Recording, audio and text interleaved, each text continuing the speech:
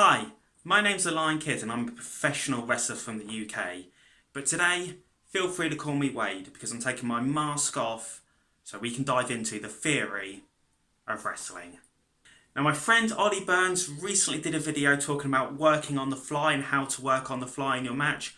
So for today, I thought I'd take the opposite side of that coin and talk about my top 5 times when I think it's best for you to plan, if not 100% of your match, really close to it. This isn't a ranking system. Number 1 isn't more important than number 5. They could really go in any order. These are just my top 5 tips overall. There's a dog barking outside. Can you hear it on the camera? Should I keep going? I'm speaking it as if I'm expecting a response. Hopefully the dog will be quiet in a second.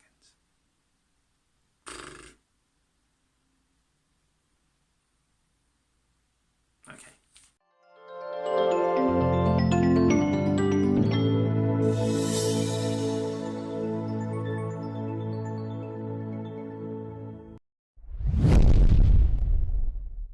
Reason number 1 to plan, if not 100% of your match, really close to it.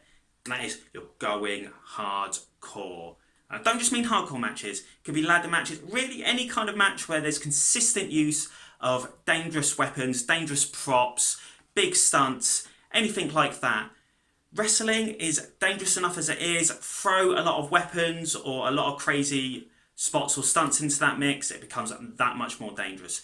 So it's important in these cases to plan them all out very carefully. Make sure everyone in the match knows what's going on and exactly when and where in the match beforehand to avoid any mistakes and, more importantly, any injuries. Reason number 2. There's a language barrier between you and your opponent. You know, in my career, I've been very lucky to wrestle all over the world in probably over a dozen countries now.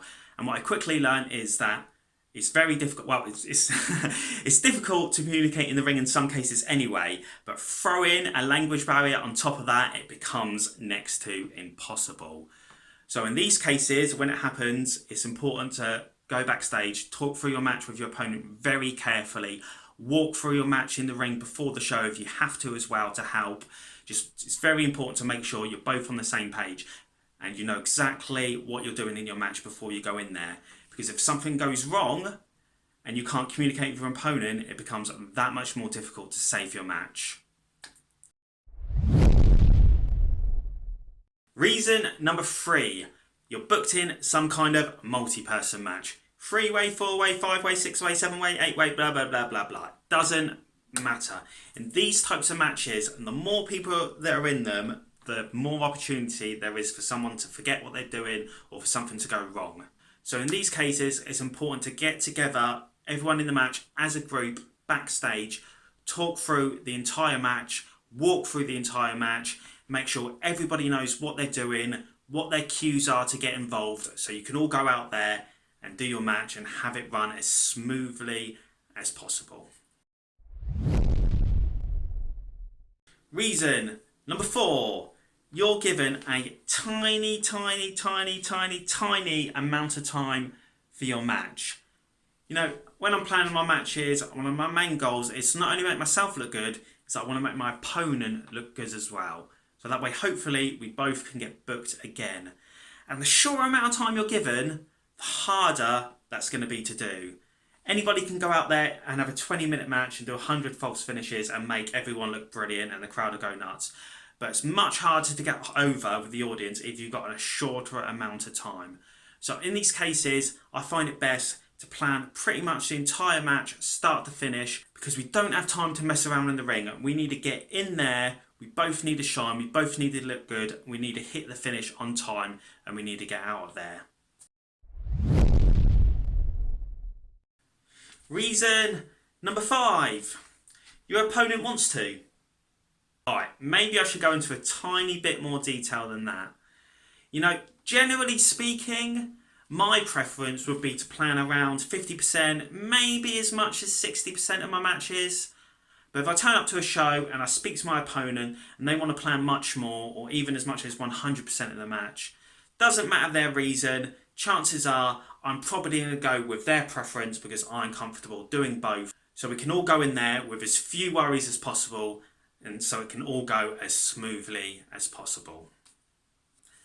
And that's it. Those are my top 5 reasons what I think you should consider planning close to, if not 100% of your match. Before I go, I'm going to give a couple of recommendations for videos. First is Ollie Burns' video on how to make more money on merchandise. You know, merchandise is a big part of my career, and it's the reason I've been able to make a living in wrestling for the past 5 years or so. Really great video and great tips. I definitely recommend that one. Second video I really appreciated was Dean Ayers' video on his top 5 tips for wrestling managers. Even if you're not a manager yourself, you may be working with one in the near future, so that would be a really helpful video to watch for when that happens. My name is Wade, aka much better known as the Lion Kid, and if you like this video, please give it a thumbs up, and if you want more content like this, subscribe to the channel as well. But for now, I just want to say thank you for studying the theory of wrestling with me today.